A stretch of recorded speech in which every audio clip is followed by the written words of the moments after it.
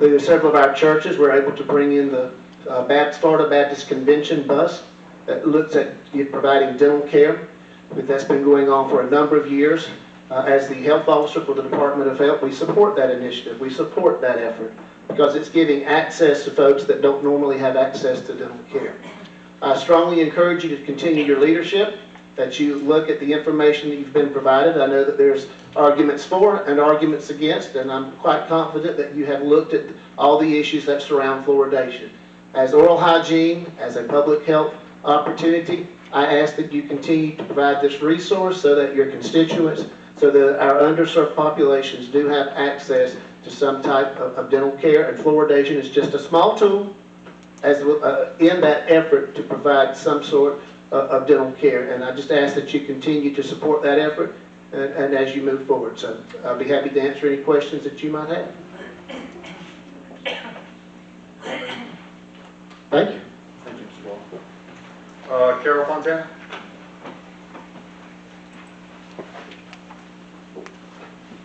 Hello, Carol Fontana, 21181 144th Street, Live Oak.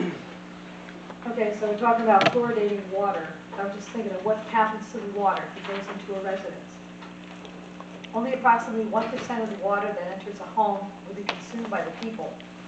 And when a person drinks the water, drinks the fluoride, the person's kidneys is usually able to process approximately 50% of this and excrete that fluoride from the body. The other 50% approximately remains in the body and is deposited in teeth and bones and tissues.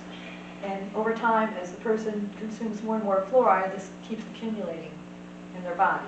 Okay, and also you have to consider that these people have other sources of fluoride. Pharmaceutical drugs, foods, and even your non-stick cookware have fluoride. You can get more fluoride from those. And the rest of the water, 99% of the water, gets flushed down the drain. And that becomes the wastewater from the community. And that goes into the rivers and streams and lakes. And it becomes a significant part of the fluoride pollution in the waterways. And this also travels downstream for a ways, and it'll stay in the water until it's eventually deposited in the soil. And that affects the aquatic life, the animals, the plants, and the animals that come to drink it, plants that grow by the side of it. Stick it in there. Okay, and again, these animals will also That battery's charged, right? process the fluoride like people. They'll be able to remove some of it from the bodies, but they won't be able to remove all of it. They get a huge dose of it. And I found a statement that says any of the fluoride that cannot be removed from an organism's body will get deposited in the body and has the potential to restrict the organism's ability to maintain its ecological position. So the whole ecological system could get out of balance because these animals are not so healthy anymore. Okay, and as an example, livestock, we have an example at a horse farm in Colorado that was drinking the artificially fluoridated water, the community water, and the horses became, colicky and lame and sick until they eventually died. And they did a autopsy and they confirmed indeed that it was fluoride that had accumulated over time. And there's examples of, people in India and other countries of the world that have high concentrations of artificial fluoride. Of natural fluoride, high concentration of natural fluoride, and they are commonly seen with yellow teeth and crooked bones, and they are not healthy. So again, this accumulates over time in people's bodies, no matter what the amount that came in, it accumulates over time. And not everybody gets rid of it in the same way. You have to have good functioning kidneys. And the elderly or the sickly, they don't remove this as efficient as healthy people. And fluoride is an acute toxin, and it's rated slightly higher than lead. It's one of the most bone-seeking elements. It's called diseases, so please don't put this in the water. Thank you. Moses Klepper?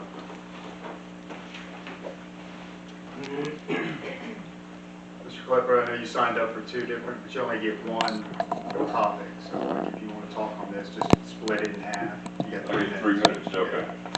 Yeah, Moses Klepper, 14581 102nd Path, Live Oak.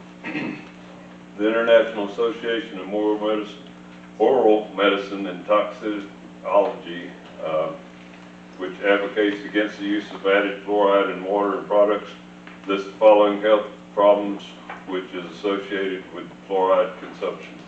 Cardiovascular problems, including high blood pressure, cardiac insufficiency, myocardial damage, diabetes, low fertility rates, and early puberty in girls, osteoarthritis, TMJ, and bone cancer. Immune system complications, lower IQ, cognitive defect, attention, ADHD, and neurological defects. At least 15 countries have banned fluoride being added to their drinking water. That list is Austria, Belgium, Finland, France, Germany, Hungary, Luxembourg, the Netherlands, Ireland, Sweden, Switzerland, Scotland, Iceland, and Italy. Something that I started thinking about when all this going on and research and all, and could the approval of adding fluoride to the city of Live Oak's water open a pathway for the city council to be held liable in future litigations? We heard earlier about the EPA involved in one right now. With all the evidence that proves that there are harmful side effects associated with the ingestion of fluoride, I hope y'all have done your homework and vote in the best interest of the affected citizens as well as yourselves. Due to all of the counter indications of adding fluoride, I'm certain plausible denial. You're done with your, you only get 3 minutes unless you're gonna do all. My clock's still running, I was gonna get it. You're not gonna have much time in your next topic. The next topic's a public hearing. I don't think you can read. Yeah, you can, because we had a public meeting last meeting we had on it. Well, it's still a public hearing. Well, He gets 3 minutes, that's the rules. can I reclaim my time? We just used 20 seconds of this time, so let it go. All right. So, due to all the counter All I'm trying to do indications, is follow the rules, guys. That's all I'm trying to do. I I didn't make them understand up. that, but the next issue that he wants to speak on is a public hearing. And we had that in our last meeting. Thank That you, was sir. a workshop. Thank you. What you're doing. That was the whole idea of that. Ask your attorney. so I got like 50-something minutes, right? 50-something seconds. Yeah, it's your show. Come on, let's go. No, it ain't mine. Go ahead. Due to all the counter indications of adding fluoride, I'm certain plausible deniability cannot be used as defense in this matter if it were to ever go to court. And can I save that 40 seconds to discuss it during that topic? Thank you. And I don't know if my point got Thank you. across because of all the interference, but hope it did. Thank you.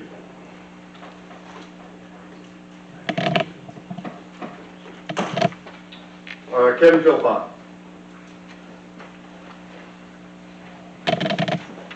Appreciate the opportunity to speak with you tonight in regards to the subject of fluoridation. My name is Kevin Philpott. I live at 11640 County Road 49, Live Oak, 32067.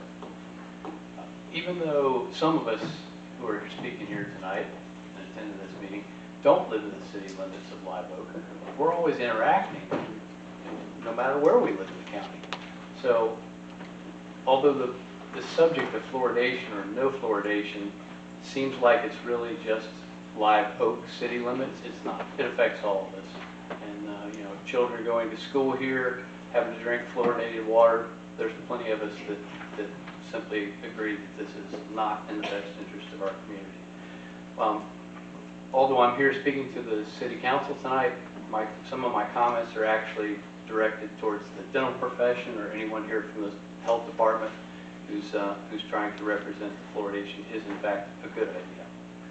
In fact, most Americans, including children, consume too much sugar and high fructose corn syrup, which is really the root cause of tooth decay. More education, I feel, is needed in this area, and I am glad to know that our health department has such a program. However, our health department also promotes fluoridated water. So if we decide to join other cities in discontinuation of fluoridation of the water, I think we maybe should recommend writing to our Florida Surgeon General, Dr. Joseph Latipo, to research more data and to omit this part of the recommendations because we don't feel that it is in the best interest of the community. In what way is the Not Too Sweet campaign being shared with the public? Is it part of the educational curriculum for Healthy Start program, WIC, children's clinic, schools? I understand the difficulty in recruiting a dental team to our area, but there could be local dentists and hygienists who might be willing to donate some pro bono work. I think that's something that perhaps we could look into. And incentives could be made to recruit a full-time or even a part-time dentist here in the Live Oak community at the health department. Working with the UF dental and hygiene program is another option, which can be done in other counties. Have we looked at partnering and doing that here? I believe that the monies for water fluoridation could be better spent on a school-based sealant program, which our health department is a provider listed on the Department of Health website. Sealants have been proven to be 98% effective in reducing cavities. And is this program being utilized by our health department in this community? There does seem to be any data listed for the there doesn't seem to be any data listed for that in Swanee County. I appreciate the time that you've given me to speak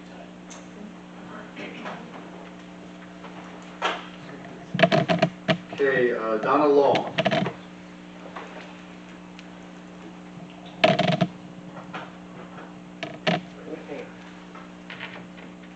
Donna Long, 11465 75th Drive, Live Oak. I'm here to speak tonight in favor of discontinuing the use of fluoride. I speak to you as a former educator. I was with the school system over 36 years, been married 60 years, and I have basically worked with children since I was a child. And so I have a long experience of seeing children's behaviors. So I want to speak to that before I'm done, but I want to give you a few facts first. The article that I want to read is from a Harvard study, and it's saying fluoride is a double-edged sword. The risks are maximal on ingestion. The ideal recommendation would be to limit fluoride to dentures and mouthwashes. Adopting the precautionary principle categorizes fluoridation of community drinking water supply as an unreasonable risk. So I had the same stats that have already been read. That is that a number of European countries have already stopped the use of fluoride. I think there were 3 countries that still are using fluoride. One is using 100%, the other 2, 10 and 11%. And the article did mention that defluoridation of community water is important in India. So evidently they have had severe problems due to fluoridation in India. The study that I read by Harvard showed that the reduction of IQ, kidney damage, liver damage, osteosarcoma in young boys has been found due to fluoride use. Fluoride is a neurotoxin, period. Children have been found with lower IQ who were exposed. As a former educator, this alone is very important to me. The parts of the body which are negatively affected by fluoride ingestion include bones, which has already been brought up, osteoporosis, arthritis, cancer, liver, and brain damage, which is also found in other countries' studies, so it's not just in our own country. So all of this is why I'm here today, having read all this information that I have been finding online, and due to my peers in our American Patriot Group. Throughout all of my years of school employment, which again is 36 plus years, I've known some of you guys when I was in school, worked with some of you. I have noticed that young children's behaviors have increased drastically through the years. Oh no, I'm just getting started. 3 minutes is not enough. Thank you, Mr.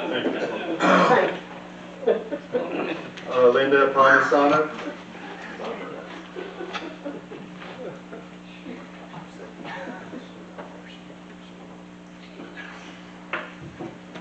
Good evening, my name is Linda Palmisano. I live at 7689 161st Road, and I'm really short. I'm the one who's been sending you a lot of emails. I've been a researcher of this topic too much for the last 12 years. I sent an email last week specifically talking about the thyroid because that's the way I found out that there could be any issues with fluoride. I was like most people, just thought it was, the thing to do before I had my own problems. The email also contained a link to an article from the May 2018 issue of the Journal of the Clinical Pediatric Dentistry. It was entitled Fluoride Exposure in Early Life as a Possible Root Cause of Disease in Later Life. Very long article. I hope you had a chance to review it. Several people have talked about this current EPA case. I've been following it since 2017. And it is on Zoom, so we've been watching some of it. The closing arguments are next week. What I want to do is, because thyroid was my issue, there was Dr. Bruce Lamphere, I think he's from Canada. He did a study on fluoride, and it was an IQ study, but they also decided, since they had all the urine samples and everything, to do a study on the effect of the fluoride on the thyroid. So this is a 30-second clip. Could you speak to your work related to studying hypothyroidism and I think fluoride's impact on the thyroid? Yeah, so this was a study that just came out in the past year. Megan Hall led the study, and along with Christine and the rest of the team. And what we found is that women who are exposed to higher amounts of fluoride, especially if it's in the water, or if it's a measure of fluoride intake, we saw an increased risk of those women developing hypothyroidism. So that was it. Then some of the information I sent you. So there's been lots of studies now that show, there's studies in England, there's studies all over the world really, especially in places that have, like we've been talking about in India and stuff like that, where there's really problems with naturally occurring fluoride in the water. And that they do have to do defluoridation there to make it safe for those particular people. I also sent an email just to Mr. Sessions and to Mr. Lee. It was entitled Effects of Fluoridation and Disinfection Agents Combinations with Reference to Lead Leaching of Plumbing Pipes and Solder, and specifically with chloramine and hydrofluorosilicic acid. And I was hoping maybe that if they had a chance to look at it, they could make a comment. And I appreciate all your time. And thank you. Have a good night. Ms. Palmisano, I did get a chance to look at it, and at this point, I read it, but I'm going to leave everything up to my board to make decisions on this. Can you provide them with just a summary of what the report said? Well, what it does, it actually draws the other stuff into it, and then brings it into your body, which is what I got out of it. So it collects it when it's in your system and when it goes through pipes. So it actually, I guess, would intensify the amount of fluoride or the other things as it goes through the pipes. It also, as I understood it, promoted increased lead leaching from pipes and solder. Okay, that was it. What's the, what do we need to do here? Pleasure of the council. Okay, so item is the pleasure of the council. Do we make comments? We would have to Make a motion, the motion have a discussion. Well, make a motion in a second. Because we haven't I'll voted offer on it. motion. Okay, we have a motion. I'll offer motion to discontinue the treating of the city's potable water fluoride. Okay, we have a motion, Second. and we have a second. Okay, now it's open for discussion. And if I could, I'll start Yeah. off on this side. So for me, I would just like to, sorry? Go ahead. For me, I'm not a scientist nor am I a physician, but I'm also intelligent enough to know that data can be skewed to defend just about any position. Two people can look at the same exact set of data and defend their position, and both have legitimate claims that their position is right, backed by science. So for me, it just comes down to a personal choice matter. And I think that just speaking to a few of my constituents and listening to some of you guys out here today, the workshop, and just other information and stuff I've gathered from research, we're not able to have a personal choice as to the limits that we ingest if we're providing it to our city residents. And then it goes beyond that because we have children in public schools, we have people from outside of our community, outside of the city limits even, that come in and use public facilities, and they may, ingest something. I'm not saying that fluoride is good or bad, because again, I could look up data and defend both positions, but I do feel like that we're taking away the personal choice for the individuals within the city, and that is my main point of contention with just, force feeding. If it were something else in, being added to a food supply or a water supply, people would be up in arms about it. I know I wouldn't want to be forced anything on me medically, and I feel like for me personally, it is kind of force feeding something, and I think there's enough of a constituency out there to agree with that decision. So my personal decision would be to discontinue. Mr.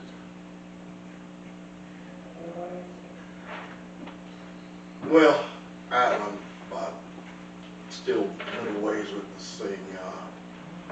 I did history on city water for when fluoride got introduced back in 1982. It was brought before the city council back in 82, and it was approved. And some dentists here, many of you see some of these dentists that's probably still in operation. And but this was brought to us, but anything can be for its choice and all of that. There's a whole lot of things that we do not have choices on, that we still embrace, that we still eat, drink, and whatever else. It's not my choice to have car insurance, but lo and behold, that's the law.